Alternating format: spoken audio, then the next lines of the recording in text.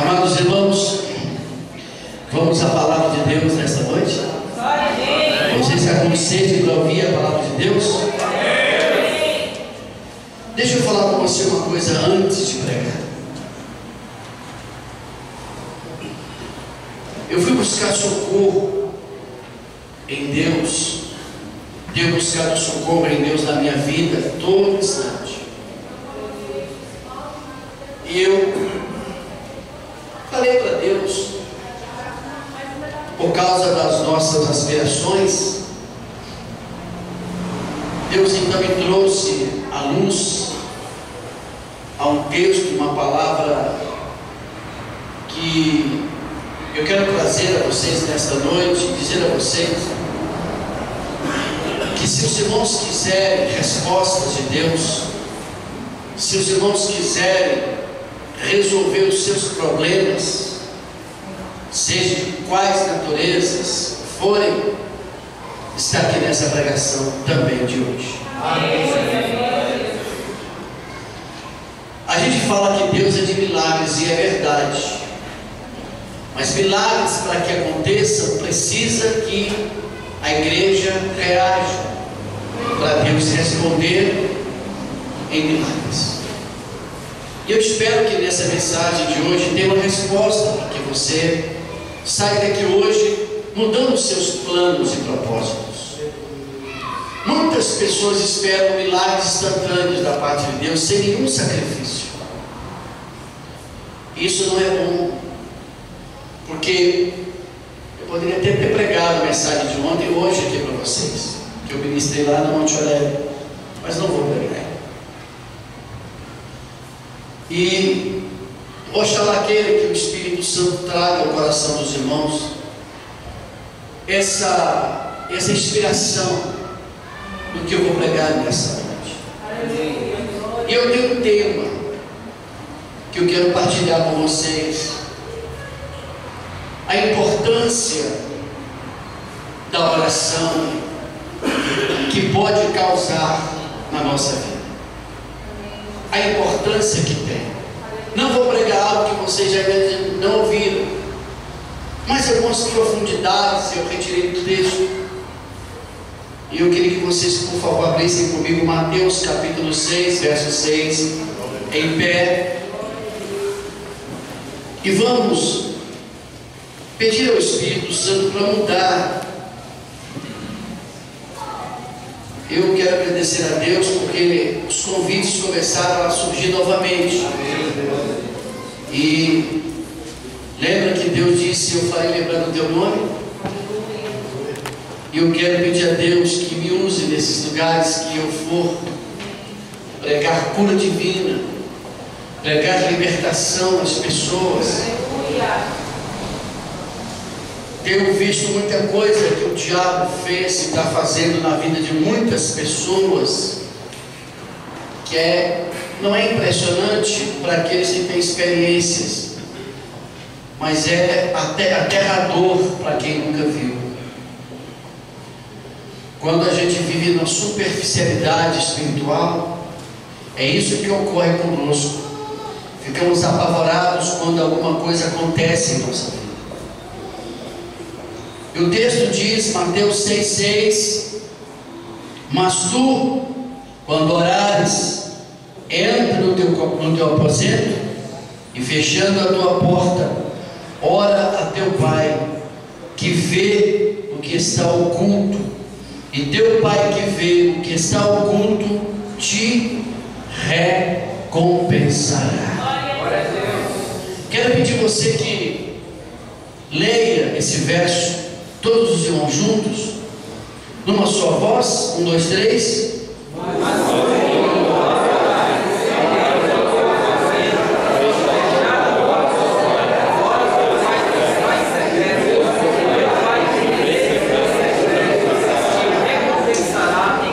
Pai, eu te peço nessa noite, me cobre com teu sangue, Senhor. Esconde-me atrás da tua cruz. É necessário que o Senhor cresça e que eu diminua. Nada posso falar de mim se o Senhor não for comigo neste momento. Eu escondo atrás do Senhor e eu necessito da sua presença e da tua misericórdia na minha vida, na transmissão dessa palavra, em nome de Jesus. E todos digam amém. Amém. Podem sentar. Esse texto que eu li para vocês é uma oração mais conhecida de todos os tempos. Todo mundo já ouviu esse texto em algum dia da sua vida, chamada de oração dominical, ou oração modelo, cuja oração o mestre por excelência ensina aos seus seguidores como deveria se aproximar de Deus, na condição de filhos seus. É interessante quando Jesus compartilha com os discípulos essa informação e esta apuração, porque os discípulos ouviram Jesus orar, e que parece eles que tiveram também o desejo de desenvolver a comunhão com o Pai, e essa mesma comunhão com Jesus. Eles viram que Jesus tinha uma comunhão muito íntima com Deus. Eles perceberam que havia por parte de Jesus uma resposta da parte de Deus em tudo que Jesus falava. E eles ficaram observando que aquilo também era bom para eles. E eles foram perguntar: Senhor, fala com a gente, como é que a gente deve fazer para ser igual ao Senhor, como o Senhor é como o Pai? Se lermos os versículos anteriores, nós vamos perceber que eles dizem ao Senhor Jesus assim: ensina-nos a orar. Nós precisamos dessa mesma comunhão e dessa mesma aproximação. É interessante que os apóstolos conheciam da religião judaica. Eles estavam acostumados a frequentar as sinagogas. Eles sabiam quem era o Deus de Abraão. Eles não queriam aprender a fazer uma oração comum, em que os ritos e reuniões judaicas lhes ensinavam como se portar no momento da oração, dentro do contexto da religião. Mas os discípulos percebem nele uma relação íntima. Será que a igreja de hoje não percebe isso? Que se faz necessário. Jesus não recebia a resposta do Pai de graça. Jesus, porque ele era Deus, não é só o pensamento que ele recebia as respostas. Jesus gastava tempo com o Pai, como uma forma íntima que ele tinha de comunhão com o Pai. E eles perceberam que aquilo era bom para eles. Vale ressaltar que os judeus eram impedidos de dizer o nome de Jeová, e quando se referia a Deus, referia na terceira pessoa, no cuidado do zelo para evitar de blasfemar o nome de Deus ou o seu nome em vão. Quando Jesus ora, ele chama Deus de Pai. Ele tem essa liberdade para conversar com o Senhor. Lendo esse texto, eu observo uma coisa importante. Mas aquilo identifica quem é a pessoa. Não está dizendo crente, mas quando a gente vê hoje tantas religiões, eles fazem as preces deles, eles fazem as penitências deles, eles estão lá rezando do jeito deles, e vocês percebem que eles estão dando respostas mais do que muitos crentes. Não é de assustar. A igreja, que poderia ter esse acesso livre, ela está ficando distante. Mas quando não poderia ser para nós orarmos de vez em quando? Aqui se faz necessário orar toda hora. Jesus não tinha nenhuma resposta de Deus quando ele não orava. Em toda ocasião Jesus falava com o Pai. O texto diz: entra no teu aposento, fechando a tua porta, ora teu Pai que vê. Deus precisa de ver a gente orar. Aqui não é ninguém andar na cacunda dos outros. O povo está muito acostumado de andar na cacunda dos outros. Deus está dizendo que precisa de me ver dentro do meu quarto orando. Eu quero hoje que essa palavra impregne na tua alma de uma forma totalmente diferente. Aqui tem uma igreja que ora. Eu, pastor Samir, preciso de uma igreja que ora. Aleluia. Às vezes Deus não me concede certas questões na minha vida, porque eu não sei se a igreja vai estar em condições. Não é uma pessoa que vai carregar essa igreja nos ombros. Toda igreja poderia e deveria estar assumindo isso. Deus precisa ver. Está vendo aqui o texto dizendo? Aqui no Senhor falando. O Pai que vê o que está oculto, que vê o que está oculto, Ele te recompensará. Mas se a igreja não estiver fazendo isso, até o pastor fica vulnerável se ele não orar. Não é somente eu que devo orar. Nós vamos para o monte, vemos que a oração, a gente lembra de todo mundo. Mas não adianta um só orar por mim, dois só orar por mim. Você preocupa tanto com você que você esquece de orar pela diretoria, pela liderança, pela programação. Deus precisa te ver no lugar secreto.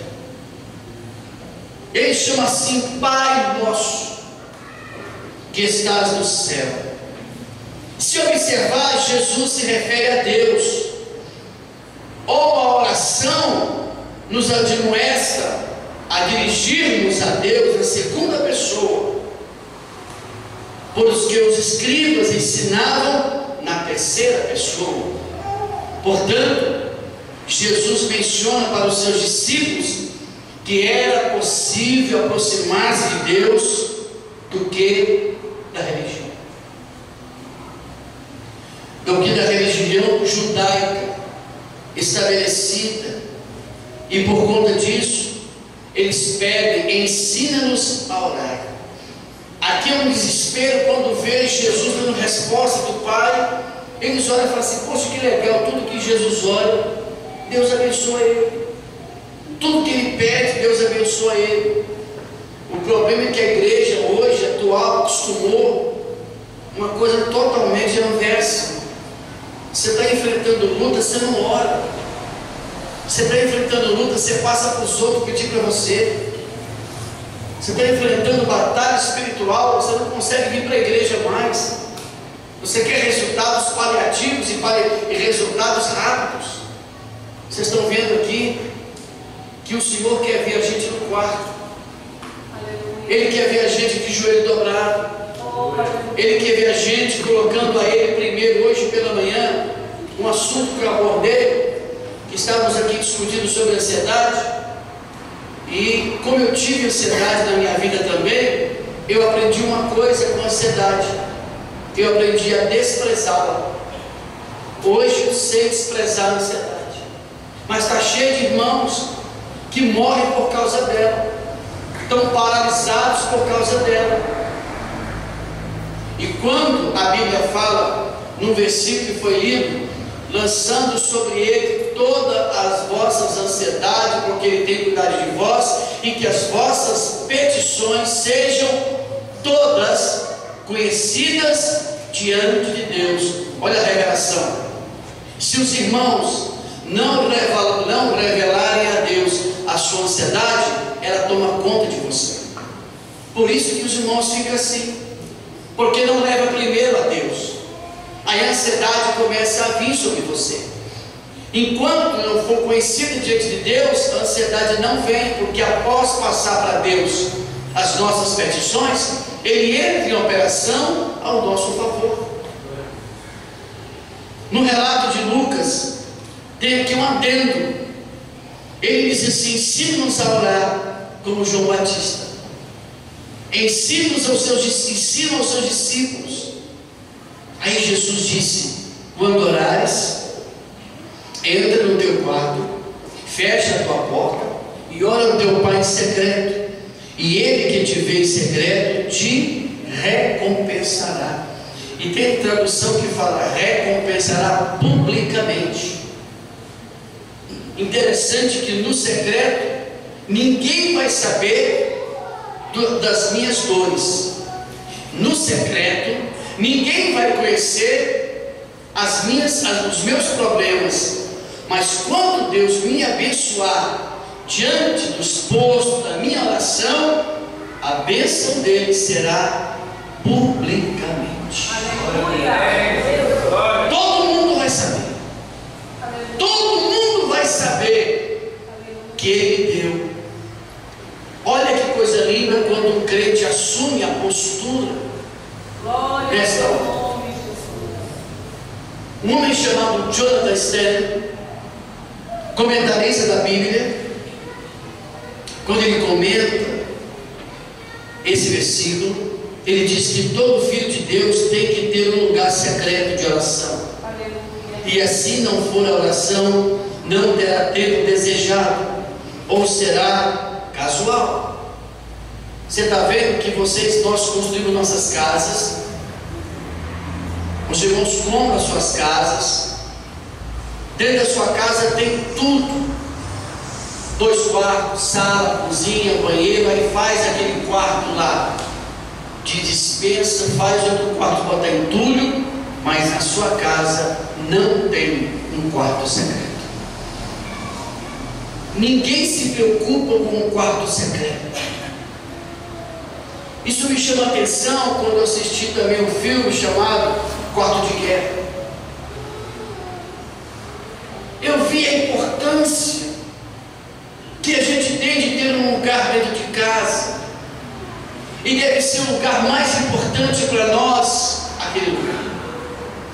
Nós enfeitamos a sala, enfeitamos toda a nossa casa, mas Deus entra lá dentro e não vê um lugar que era só para Ele. Você não tem hábito de orar. Você não tem na sua casa um lugar que você diz: eu não atendo ninguém, eu agora não falo com ninguém, porque agora eu vou tirar para o meu Deus.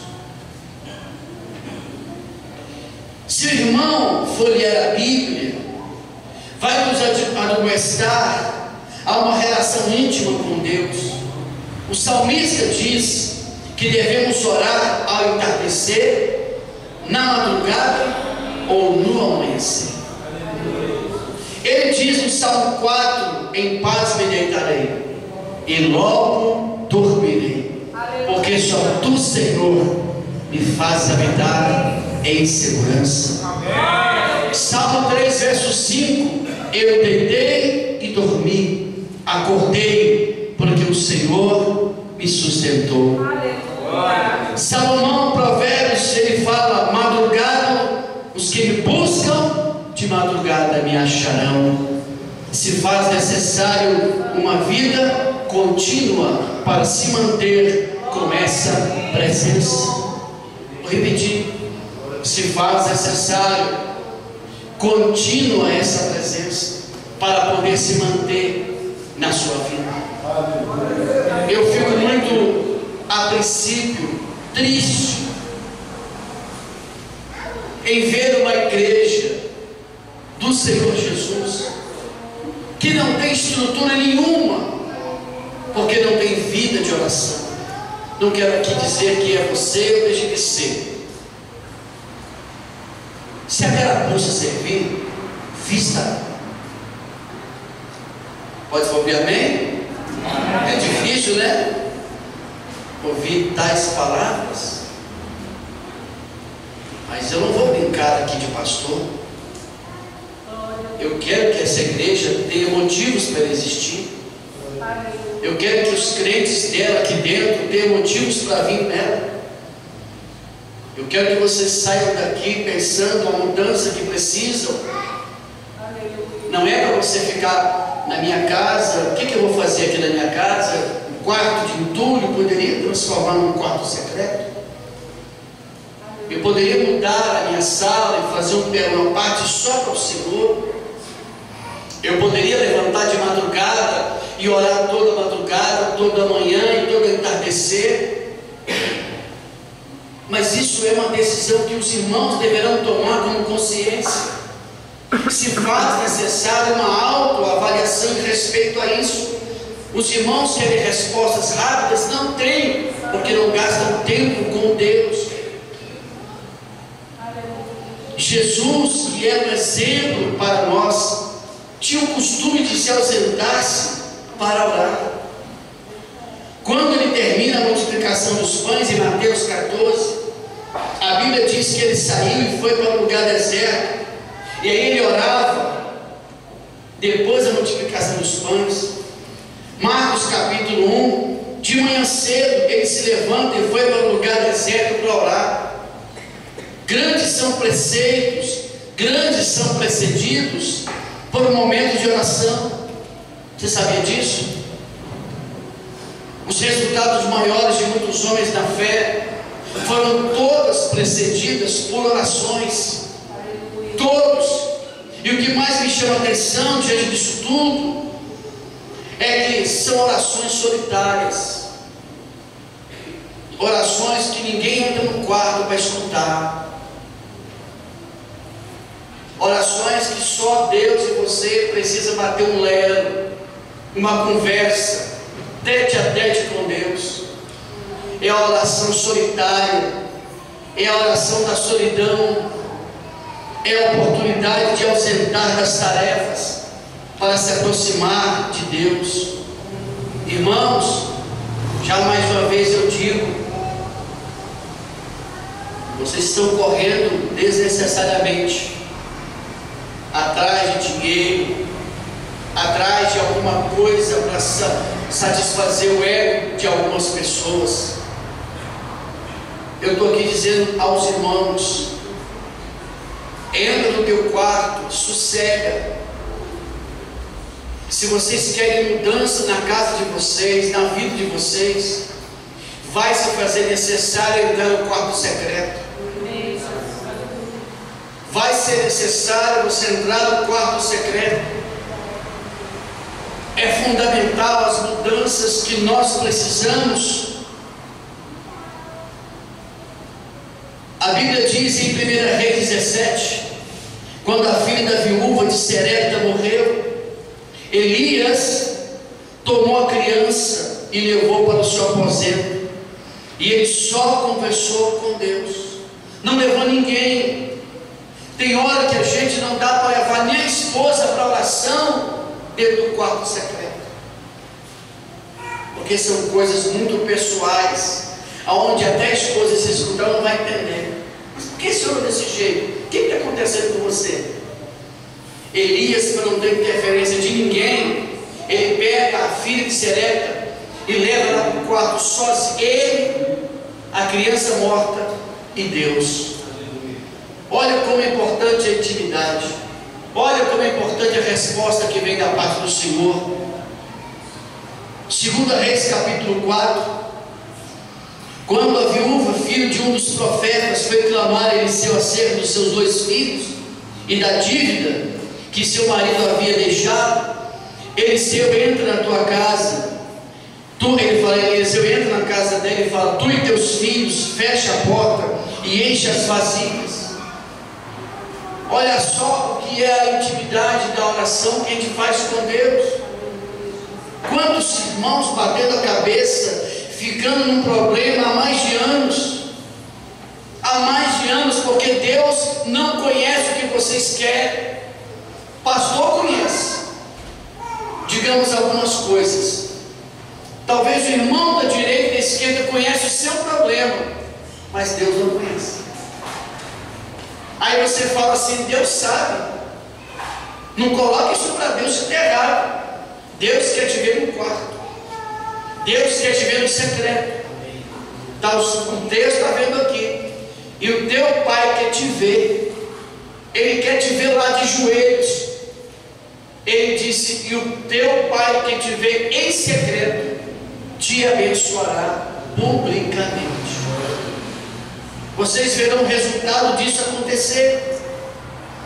Ele entra no quarto sozinho com o menino para ressuscitar a criança. Marcos capítulo 7 também, quando Jesus entra curando um cego, tirou no meio de uma multidão. E quando chega na casa de Jairo para fazer a ressurreição da filha de Jairo, lá estava um grupo de pessoas que eram pagas para chorar, chamadas carpideiras. Essas mulheres eram pagas para chorar no sepultamento. Eram profissionais do choro, do lamento. Elas eram pagas para chorar, era o luto da família.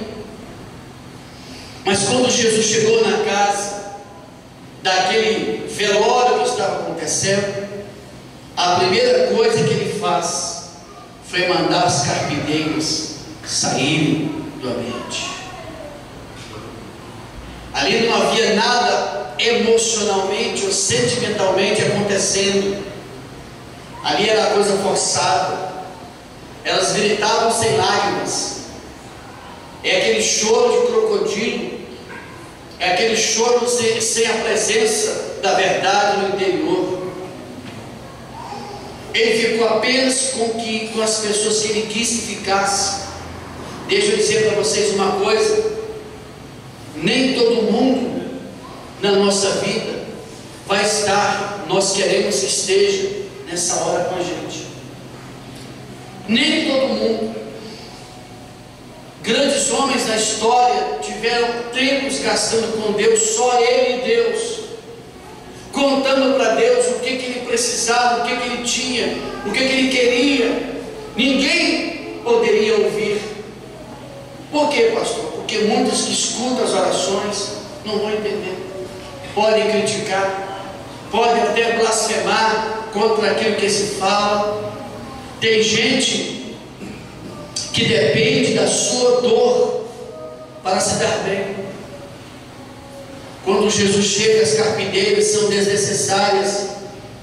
Aí o Senhor fala: mas quando entrares no teu quarto, fecha a tua porta, e o teu Pai, eu chamo a atenção dos senhores, quem vai observar você não vai ser eu, não vai ser ninguém lá de fora.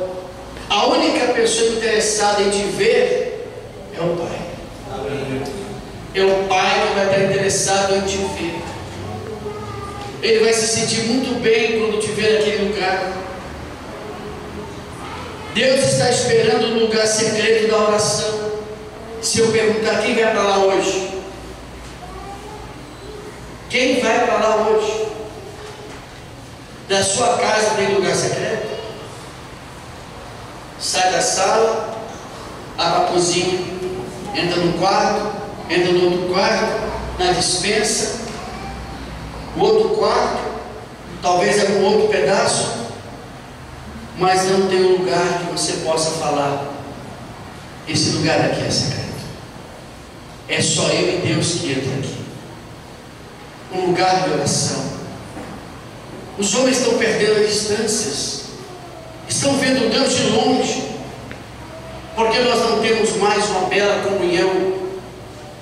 Quando eu pregava ontem uma mensagem tão profunda sobre a presença de Deus, quando Israel disse para Samuel: Samuel, nós não queremos mais Deus. Ele nos tirou lá da terra do Egito, nos trouxe para uma terra, nos abençoou no deserto, nos trouxe de tudo. Israel estava muito bem. Aí eles disseram assim: nós não queremos mais Deus, queremos agora um outro rei, que tivesse espada, que tivesse força no corpo.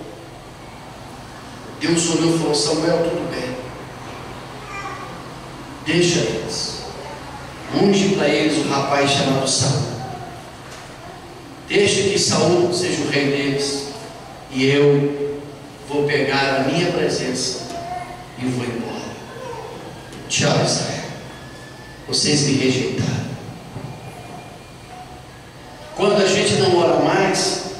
Deus vai embora. Dentro da sua casa não tem mais espaço para isso.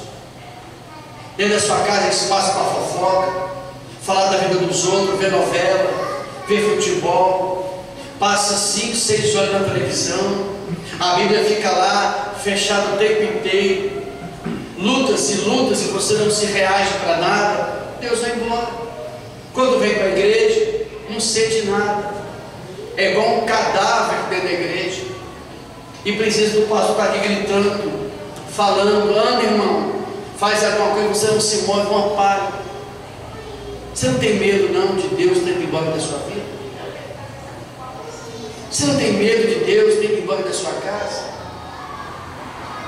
Não é porque você é crente, que diz que é crente, não é porque você vem para a igreja uma vez por semana, não é porque você em casa faz alguma coisa, uma oração de 10 minutos, que Deus está lá mais, que Deus ainda permanece lá. Porque a quantidade de desprezo que nós damos a Deus é bem maior do que a atenção que deveríamos ter dado para Ele. Ele pegou a mala e foi embora. Israel não me quis mais. Quantos de vocês têm trocado Deus pelo dinheiro? Vou falar. Tem trocado a Deus por ressentimentos. Tem trocado a Deus por coisas inúteis nesta terra, por causa de emprego. Não chega atrasado no trabalho, mas chega atrasado na igreja.